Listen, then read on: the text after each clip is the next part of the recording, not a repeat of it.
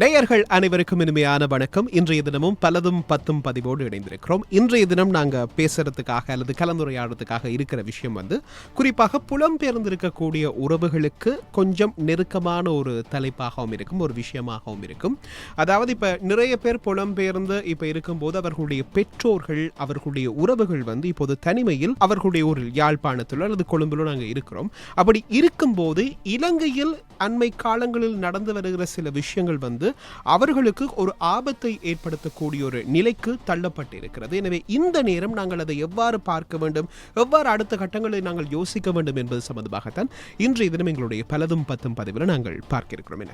எனக்கு தெரிந்த பலர் வெளிநாடுகளில் இருக்கிறார்கள், அவருடைய பெற்றோர் இங்கே இருக்கிறார்கள், அவர்களுக்கு அங்கே போக விருப்பமில்லை. ஒன்று, மற்ற பக்கமாக அவர்களை அங்கே அழைக்கக்கூடிய சூழ்நிலை அவர்களுக்கு இல்லை.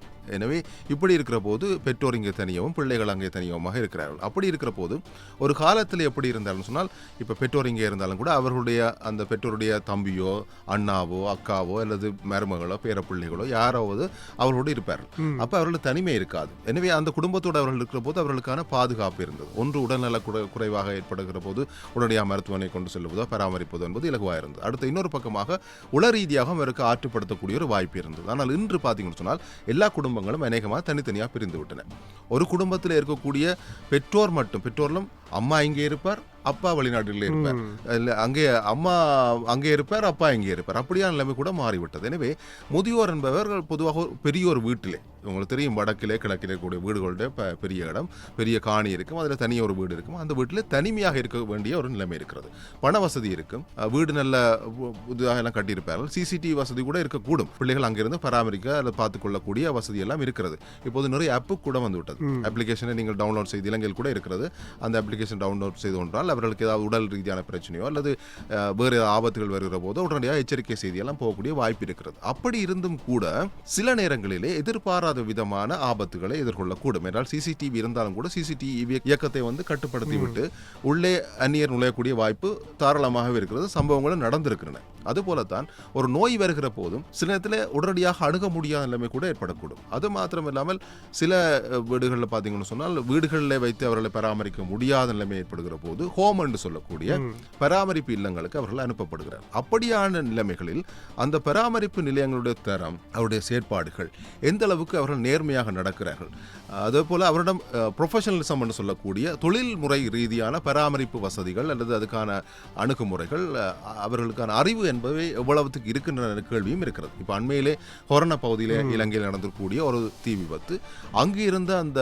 பெரியவருடைய பெரும்பாலானவர்கள் காலிலே சங்கிலி போட்டு கட்டப்பட்டிருந்தார். அதன் பிறகுதான் நாங்கள் பார்க்கிற போது, தேடி பார்க்கிற போது தகவல் தெரிகிறது, சாதாரண பராமரிப்பு நிலையம் அல்ல, கூடுமான வரைக்கும் மனநலம் பாதிக்கப்பட்டவர்களை வைத்து பராமரிக்கிற இடமாக இருந்திருக்கு. அப்படியானால் அது எப்படிப்பட்ட வசதியான இடமாக இருந்திருக்க வேண்டும், பாதுகாப்பு வசதி எப்படி இருந்திருக்க வேண்டும், அவர்களுக்கான பராமரிப்புகள் எப்படி இருந்திருக்க வேண்டும், உடனடியாக ஏதாவது விபத்து இப்படியான சம்பவங்கள் ஏற்படுகிற போது எப்படி காப்பாற்றலாம் என்றால் அதில் பார்க்கிற செய்திகளின் மூலமாக நாங்கள் அறியக்கூடியது, சிலர் வெளியே காப்பாற்றப்பட்டு கொண்டு வந்தாலும் கூட திருப்பி ஓடி இருக்கிறார்கள் உள்ளே. என்றால் அவர்களுக்கு ஒரே ஒரு எண்ணம் இருந்தது, அதுதான் எங்களுடைய பாதுகாப்பான இடம், அது என்ன நடந்தாலும் அங்கே இருப்போம்னு சொல்லி பலர் கட்டப்பட்ட நிலையிலே கருகி உயிரிழந்த சம்பவம் எல்லாம் நடந்திருக்கு. அதுக்கு பிறகுதான் அந்த நிலையத்தை நடத்தி வந்தவர் கைது செய்யப்பட்டிருக்கார். அவர் சமூக ஊடகங்களை பொறுத்தவரையிலே மிக பிரபலமாக இருந்த ஒருவர்.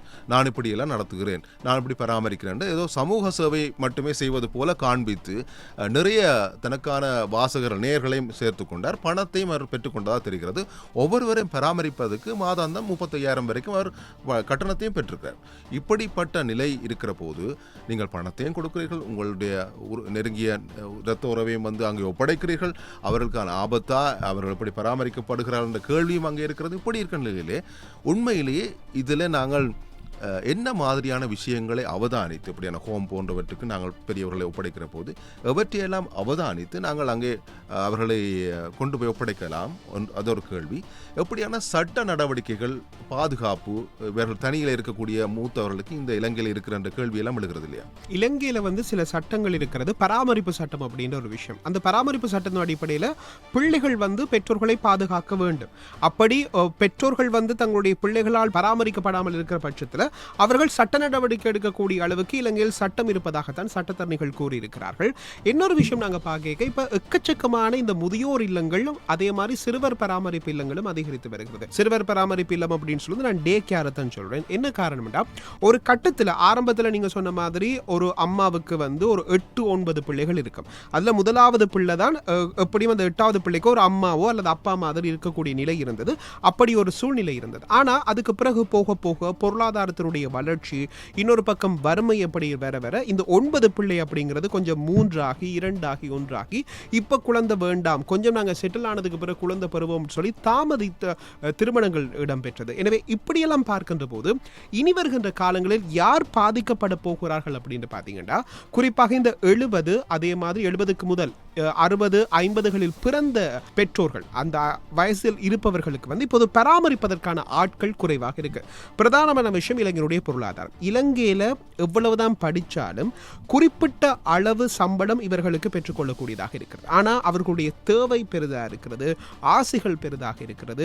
எனவே புலம்பெயர்ந்த ஒரு இடத்துல போனால் தான் எங்களால் பிழைக்க முடியும். இன்னொரு பக்கம் பார்க்க புலம்பெயர்ந்த உறவுகள் இலங்கைக்கு வந்து அவர்களுடைய வாழ்வாதாரத்தை பார்க்கின்ற போது, நானும் அங்கே போனால் இதை விட என்னுடைய குடும்பத்தை காப்பாற்றலாம், என்னுடைய குடும்பத்தை காப்பாற்ற வேண்டும் என்ற ஒரு காரணத்துக்காக பலர் இப்போது புலம்பெயர்ந்து போயிருக்கிறார்கள். ஆரம்பத்தில் வந்து உயிரை காப்பாற்றுவதற்காக புலம்பெயர்ந்து போனார்கள். அப்படி உயிரை காப்பாற்றுவதற்காக புலம்பெயர்ந்தவருடைய உறவுகள் வந்து இப்போ வரைக்கும் யாழ்ப்பாணத்தில் இருக்கிறோம், அதே மாதிரி மட்டக்களப்பிலும் இருக்கிறோம்.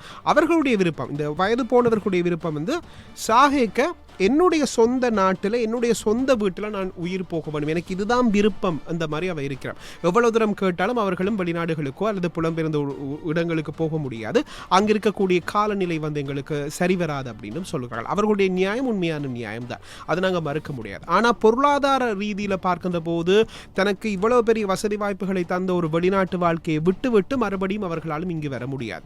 எனவே அவர்கள் செய்யக்கூடியது நீங்கள் சொன்ன மாதிரி சிசிடிவி வைக்கிறது, பாதுகாப்பான வீடுகளை வைக்கிறது, யாராவது நம்பிக்கையான ஒருவரை இரவு தூங்குவதற்காக வைக்கிறது அப்படின்னு சொல்லப்படுகிறது. இந்த நம்பிக்கை கூட இப்ப பல பிரச்சனைகளை உருவாக்குகிறது. காரணம் இந்த பொருளாதார நிலைமை.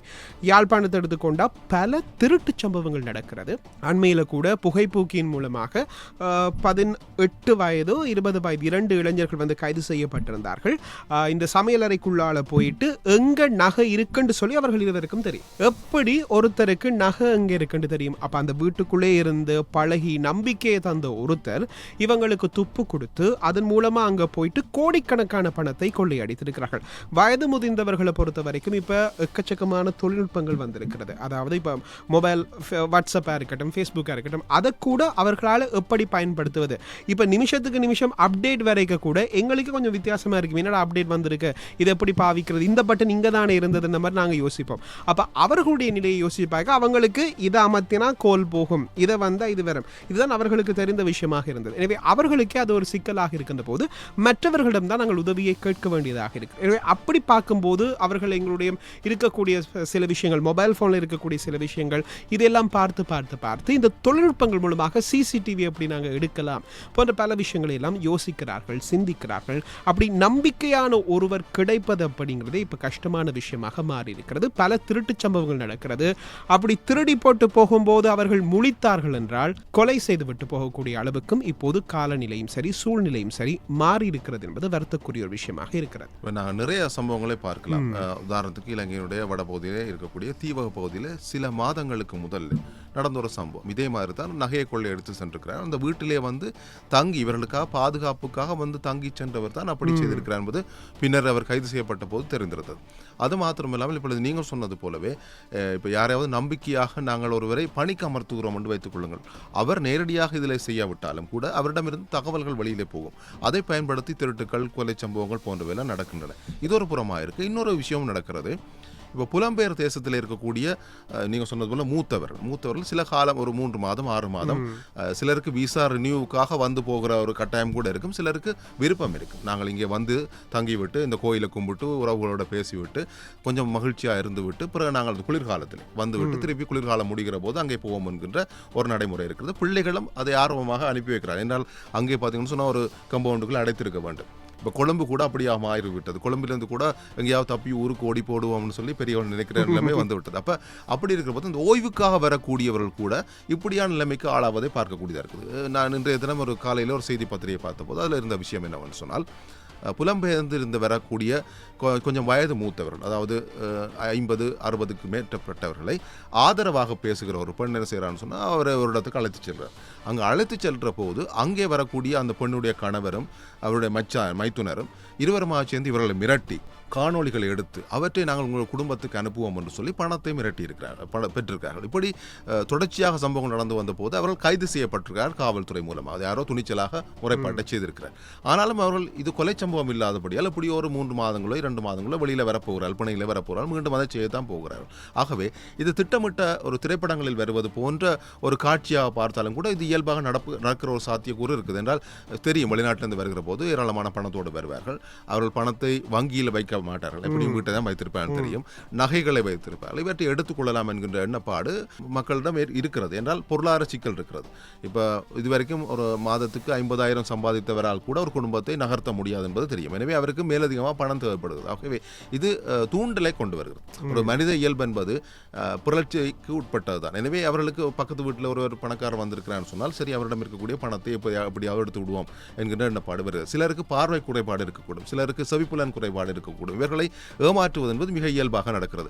வெள்ளவத்தை பகுதியில் நான் என்னுடைய அனுபவத்திலே கண்ட ஒரு விஷயம் என்னன்னு சொன்னால், மூத்தவர்கள் ஏடிஎம் கார்டை அதிகமாக பயன்படுத்துகிறார். அப்படி வருகிற போது ஒரு மருந்தகத்திலே 5,000 ரூபாய்க்கு மருந்து வாங்கிய ஒருவரிடம் 50,000 ரூபாய் எடுக்கப்பட்டிருக்கிறது. அப்போ எடுத்த இடத்திலே அவருக்கு மொபைலில் அலர்ட் வரும் என்பதால் அவருக்கு வந்த உடனே பார்த்துருக்கிறார், இது 50,000 எடுக்கப்பட்டிருக்குன்னு சொல்லியிருக்கார். அப்போது அந்த மருந்த உரிமையாளர் சொல்லியிருக்கிறார், இது இல்லை, அப்படி நடந்திருக்க வாய்ப்பு இல்லை, இது டெக்னிக்கல் ஃபால்ட், அதனால் நாங்கள் பேங்குக்கு அறிவிச்சுட்டு அதுக்கு பிறகு தாரோம்.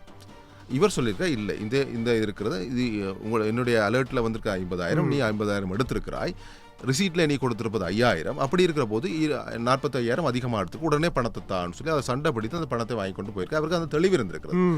தெளிவில்லை, இந்த SMS பார்க்க மாட்டார்கள், இல்லை அதை தவற விட்டுவார், இல்லை அவர் சொல்கிற போது அதை நம்புகிறார், வங்கிக்கு போய்த்தான் பார்க்க வேண்டும் என்று நம்புகிறான்னு சொன்னால் தாராளமாக ஏமாற்றப்படக்கூடிய வாய்ப்பும் இருக்குது. இது பொருளாதார ரீதியான ஒரு பக்கம். இன்னொரு பக்கமாக உயிராபத்துகளும் ஏற்படுகின்றன.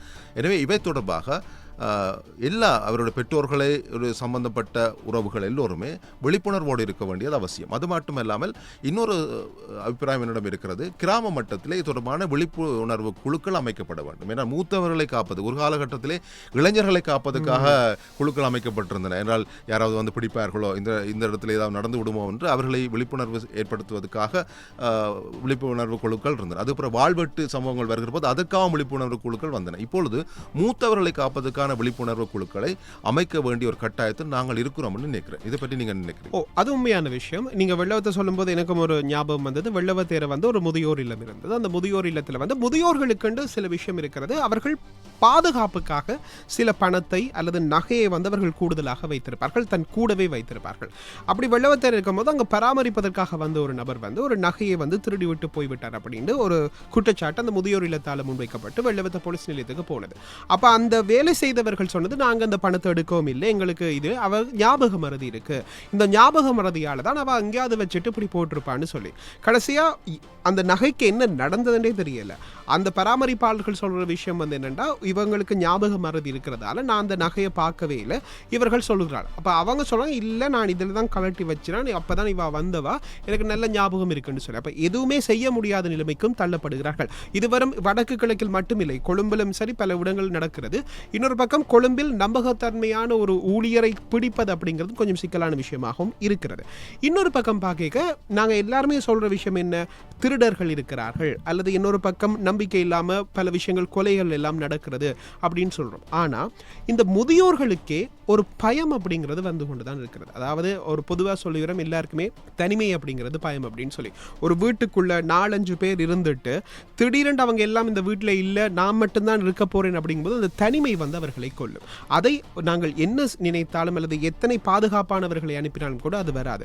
இப்போ உதாரணத்துக்கு சொல்ல போனா, என்னுடைய அம்மான்னு எடுத்துக்கணும். என்னுடைய அம்மா என்னோட இருந்துட்டு இப்போ நான் வெளிநாட்டுக்கு போயிட்டேன்டா, எனக்கும் அம்மாவுக்குமான உறவு வந்து வேறு யார் அங்கு வந்திருந்தாலும் அது வந்து நாங்கள் மாற்றீடு செய்ய முடியாது. யாராக வந்தாலும் அவங்களுக்கு ஒரு பயம் பெறும், இவர் உண்மையான நபரா, இவரோட நாங்கள் பேசலாமா கதைக்கலாமா அப்படிங்கிற விஷயமும் ஒரு குழப்பத்தை ஏற்படுத்தக்கூடிய மாதிரி இருக்கும், நம்பிக்கை ஏற்படுத்தக்கூடிய அளவுக்கு இருக்காது. இரண்டாவதாக நாங்கள் பார்க்கின்ற போது ஒரு தனிமை இன்னும் கொஞ்சம் ஒரு விதமான ஒரு வியாதியை ஏற்படுத்தும். எனக்காக இப்போ யாருமே இல்லையே, இப்போ நான் என்ன செய்ய போறேன்னு எனக்கே தெரியலையே, இப்போ வந்து எனக்கு ஏதாவது ஒன்று ஆயிட்டா எனக்கு யார் இப்போ கூட இருக்க போறா அப்படின்ற ஒரு இது. ரெண்டாவது, அவர்களோட உறவுகளோடு தொடர்பினை மேற்கொள்ள முடியுமான்னு பார்க்கின்ற போது அவங்க அந்த கால நேர மாற்றம், வயது முதிர்ந்தவர்களுக்கு வந்து சில நேரங்களில் அதிகாலைகளில் ஒரு முழிப்பு வரும். அப்போ முழிப்பு வருகின்ற போது பிள்ளைகள் என்ன செய்கிறார்கள், பிள்ளைகள் எப்படி இருக்கிறார்கள், நல்லா இருக்கிறாங்களா அப்படின்ற ஒரு விஷயம். இன்னொரு பக்கம் அவர்களுடைய நெருங்கிய நண்பர்கள், அதாவது வயோதிப நண்பர்கள் வந்து பேரன் பேத்தியோட ஒன்றாக இருக்கின்ற போது தன்னால் இவ்வாறு ஒன்றாக இருக்க முடியவில்லை அப்படிங்கிற ஒரு ஏக்கம். இந்த ஏக்கம் தனிமையை அவர்களை இன்னும் கொஞ்சம் பலவீனமாக மாற்றுகிறது. இப்போ அவர்கள் எவ்வளவு பலமாக இருக்கிறார்களோ அந்த அளவுக்கு பலவீனமானவர்களாக மாற்றுவதற்கு இந்த தனிமை அப்படிங்கிறது ஒரு கொடுமையான விஷயமாகத்தான் பார்க்கப்படுகிறது. இப்போ நீங்க சொன்ன மாதிரியே ஒவ்வொரு குழுக்களும் வந்து இந்த முதியோர்களுக்காக இருக்க வேண்டும் மாதிரி சில நேரங்களில் வந்து மாலை வேளைகளில், நான் கொழும்புல அதிகமாக இருந்ததால மாலை வேளைகளில் வெள்ளவத்தேரை வந்து வயோதிபர்கள் எல்லோரும் ஒன்றாக இருந்து பேசுவார்கள். அது பேசுவதற்கான காரணம் அவர்கள் தங்களுடைய உணர்வுகளை பகிர்ந்து கொள்கின்ற போது அவர்கள் கொஞ்சம் புத்துணர்ச்சி ஆகிறார்கள், கொஞ்சம் சாதாரண வாழ்க்கையிலிருந்து அவர்கள் விடுபடுகிறார்கள். எனவே அவர்கள் புத்துணர்ச்சி பெற்றவர்களாக இருக்கிறார்கள். இப்போ நாங்கள் கொழும்புல பார்த்தா அவ்வாறு இருந்த இடம் எல்லாம் கொஞ்சம் குறைந்து போய்விட்டது. அவ்வாறு இருப்பதற்கான வாய்ப்பு கிடைக்கவில்லை. ஒன்று பிள்ளைகள் விடுவது குறைவை, அங்கே போறீங்க இங்கே இருக்கலாம் அப்படின்னு சொல்றது, அதிகமான இந்த டெக்னாலஜி அப்படின்னு சொல்லக்கூடிய தொழில்நுட்பத்துக்குள்ள நீங்க போங்க அப்படின்னு சொல்றது, இந்த மாதிரியான விஷயங்களும் ஒருத்தருக்கு ஒருத்தர் பேசுறத குறைவாக இருக்கிறது. இப்ப சில நேரங்களில் சில வயோதிபர்கள் வந்து தன்னுடைய சகோதரங்கள் உயிரோடு இருந்தால் அவர்களோடு எடுத்து பேசுகின்ற போது கூட மற்றவர்கள் வந்து அந்த பிள்ளைகள் வந்து இப்ப எல்லா சகோதரங்களும் போன் இருக்குமோ சொல்ல முடியாது. அப்ப அவர்களுடைய பிள்ளைகளுக்கு நாங்கள் தொலைபேசி அழைப்பை மேற்கொள்ள வேண்டும். அவர்கள் ஏதாவது ஒரு வேலையில் இருப்பார்கள், அவர்களுக்கு ஒரு கரைச்சல் மாதிரி ஆயிடும். இந்த இவர் போன் பண்றா, சித்தப்பா போன் பண்றா, சித்தி போன் பண்றா, என்னத்துக்கு அப்படின்னு சொல்லி அந்த மாதிரியான சில பிரிவுகளால் உறவுகள் தனிமையாக இருக்க வேண்டிய நிலை ஏற்படுகிறது. இந்த தனிமை அவர்களை இன்னும் மன அழுத்தத்துக்கு போக வேண்டிய ஒரு சூழ்நிலையை உருவாக்குறது என்பதுதான் உண்மையான விஷயமா இருக்கு. இப்ப நாங்கள் இவ்வளவு விஷயம் பேசினோமே, இவ்வளவுத்தையும் சேர்த்து பார்க்கிற போது புலம்பெயர் தேசங்களிலே இதற்கான கட்டமைப்புகள் ஓரளவுக்கு சிறப்பாக இருப்பதாக நாங்கள் பார்க்கிறோம். அதாவது சிறு வயதிலிருந்து பிள்ளைகளை எப்படி பராமரிக்க வேண்டும், அதற்கான கட்டமைப்புகள், அரசாங்கத்தினுடைய உதவிகள் எப்படி கிடைக்கும். அடுத்த கட்டம், அவர்கள் அடுத்த பால்நிலை வயதை கடக்கிற போது அதுக்கு அவர்களுக்கான பராமரிப்பு என்ன, விழிப்புணர்வுகள் எப்படி கொடுக்க வேண்டும், கல்வியில் என்ன மாற்றங்கள் வர வேண்டும், செயற்பாட்டு முறைகள் என்னவாக இருக்க வேண்டும், பெற்றோரோடு அவர்கள் எவ்வளவு காலம் இருக்கலாம், அதுக்கு பிறகு அவர்கள் தனியே வெளியில் வருகிற போது கல்வியை முடித்துக்கொண்டு அல்லது கல்வியை கற்கும் போது அவர்கள் வெளியில் வருகிற போது இந்த சூழலை எப்படி அவர்கள் பழகிக் கொள்கிறார், இப்படியான விஷயங்கள். அதுக்கு பிறகு அவர்கள் திருமணம், அதன் பிறகு அவர்கள் வேலைக்கு செல்கிற விஷயங்கள், இதை கடந்து வயது முதிர்ந்த நிலையை அடைகிற போது, அதாவது ஓய்வு நிலைக்கு வருகிற போது அவர்களுக்கான பராமரிப்பு அந்த நாடுகளை செய்கின்றன. பென்ஷன் வழங்கப்படுகிறது. அது மாத்திரம் நீங்க சொன்னது அத்தனை விதம், அதாவது சுகாதார வசதிகளாக இருக்கட்டும், மாதாந்த பராமரிப்புகள், இப்படியான பல விஷயங்களை அதுக்கான ஒரு சிறப்பான கட்டமைப்பை பல நாடுகள் வைத்திருக்கிறோம். பிரித்தானியாவாக இருக்கட்டும், கனடாவாக இருக்கட்டும், அல்லது ஆஸ்திரேலியாவாக இருக்கட்டும், அங்கெல்லாம் இருப்பதை நாங்கள் அவதானிக்கிறோம்.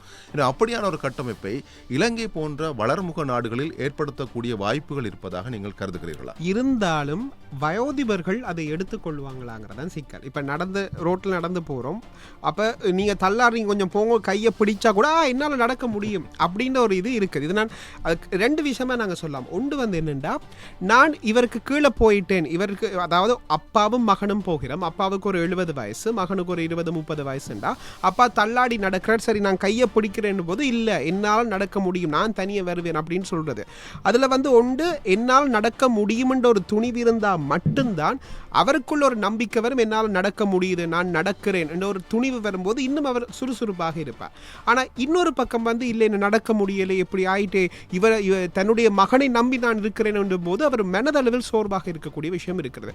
இப்ப நீங்க சொன்ன மாதிரி நான் வந்து இங்க தான் இருப்பேன், எனக்கு வெளிநாடு விருப்பம் இல்லை என்று சொல்ற ஆக்களா இருக்கட்டும், அதே மாதிரி மற்றவர்களிடம் நான் நம்பி இருக்க மாட்டேன், தங்கி இருக்க மாட்டேன், நான் தான் நடப்பேன் என்று சொல்றவர்களுக்கு இந்த மாதிரியான ஒரு இடத்துக்குள்ள போய் முடங்கி இருப்பது அல்லது இந்த மாதிரி இடங்களுக்கு நான் போக வேண்டும் என்று யோசிப்பதே அவர்களால் ஏற்றுக்கொள்ள முடியாத ஒரு சூழ்நிலை இருக்கிறது.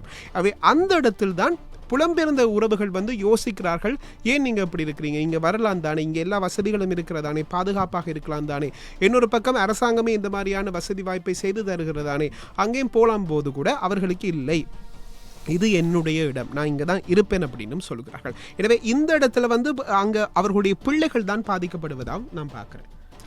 இருதரப்புக்கும் பிரச்சனை இருக்கிறது. இதற்கான தீர்வு ஏன் நாங்கள் இதை பேச எடுத்துக்கொண்டோம்னு சொன்னால், இது ஒரு அவசரமான ஒரு முடிவுகள் தீர்வுகளை நோக்கி நாங்கள் நகர வேண்டிய கட்டத்தில் இருக்கிறோம். என்றால் இவ்வளவு காலமும் இந்த ஒரு பிரச்சனை தான் இருந்தது. அதாவது நான் வர மாட்டேன், நான் இங்கே இருக்கிறேன், நான் இங்கே நிம்மதியாக இருக்கிறேன் என்பது. பிள்ளைகள் அவ்வப்போது வந்து போவதும், பேர பிள்ளைகளை கொண்டு வந்து காண்பித்துவிட்டு போவதும், சில மூத்தவர்களும் அவ்வப்போது வெளிநாடுகளுக்கு போய் அங்கே சில மாதங்கள் இருந்து விட்டு திரும்பி வருவதும் வளமையான ஒன்றாக இருந்தது. ஆனால் அவர்களுக்கு இவ்வளவு ஆபத்தான சூழ்நிலை இங்கே கட்டமைக்கப்படவில்லை. இப்பொழுது எல்லா விதமான ஆபத்துகளும் கூட இருப்பவர்களால் கூட அவர்களுக்கு ஆபத்து இருக்கக்கூடிய சூழ்நிலை ஏற்பட்டிருக்கிறது. எனவே தான் நாங்கள் இதை பேச எடுத்துக்கொண்ட விஷயம் இப்போது பேசியாக வேண்டிய விஷயமாக இருக்கிறது. எனவே ஒவ்வொரு குடும்பத்தில் இருக்கக்கூடிய மூத்தவர்கள், புலம்பெயர்ந்து இருக்கக்கூடிய உறவுகள், அவங்களுடைய ஊரில் இருக்கக்கூடிய மூத்தவர்கள் பற்றி மிகவும் அவதானமாக இருக்க வேண்டிய ஒரு காலகட்டத்திலே நாங்கள் இருக்கிறோம். என்றால் எந்த துறையிலுமே டாவின் சொன்னது போல ப்ரொஃபஷனலிசம் இல்லை.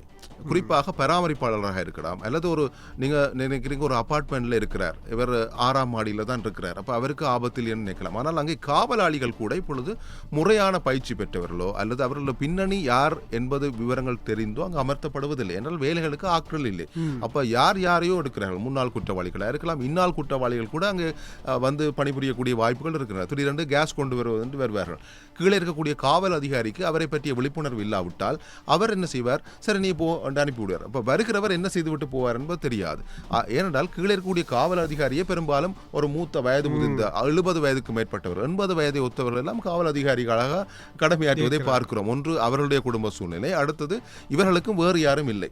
நம்பிக்கையானவர் என்று சிலவரை வைத்தாலும் கூட அவர்கள் உரிய நடைமுறைகளை பின்பற்றி ஒரு ஆரோக்கியமான மனிதராக இருப்பதில்லை. அப்போ வெறுமனே ஒரு கேட்டை திறந்து விடுவதற்கான ஒரு ஆளாகத்தான் அவர் இருக்கிறார். எனவே இப்படியான சிக்கல்கள் இருப்பதால் நிச்சயமாக ஒவ்வொரு விடயங்களிலும் நீங்கள் அவதானிக்க வேண்டிய கட்டாயமான ஒரு காலகட்டத்தில் நாங்கள் இருக்கிறோம் என்பதை உங்களுக்கு நினைவுபடுத்துவதற்கு தான் நாங்கள் இதை பேச வேண்டிய நிலைமைக்கு இன்று தள்ளப்பட்டிருக்கிறோம்.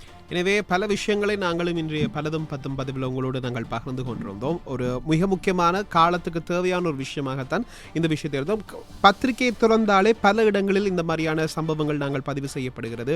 அமைதியாக இருந்தால் கூட ஏதோ ஒரு வகையில் வந்து பிரச்சனைகள் வந்து கொண்டிருக்கிறது. எனவே இதையெல்லாம் யோசித்து பார்த்துதான் இந்த விஷயம் இப்போது தேவை என்று சொல்லி இன்றைய பதிவில் நாங்கள் உங்களோடு பகிர்ந்து கொண்டிருந்தோம். சில காலத்துக்கு முதல்ல நாங்கள் பேச வேண்டிய விஷயமா இருந்தது சிறுவர் பராமரிப்பு நிலையங்கள் பற்றி. அவையில் இன்னும் சிக்கல்கள் இருக்கின்றன. ஆனால் இப்பொழுது நாங்கள் இந்த முதியோர் பராமரிப்பு நிலையங்கள் பற்றி அவசியமாக பேச வேண்டிய காலத்துக்கு வந்திருக்கிறோம் என்பதை நான் சுட்டிக்காட்ட வேண்டியிருக்கிறது. எனவே இன்னும் ஒரு பதிவில் நாங்கள் சந்திப்போம் என்று சொல்லி விடைபெற்று செல்லும் நான் என்று உங்கள் அன்பின் பரமசிவம் டார்வின் என்று மெம்புடன் பிரதீப்.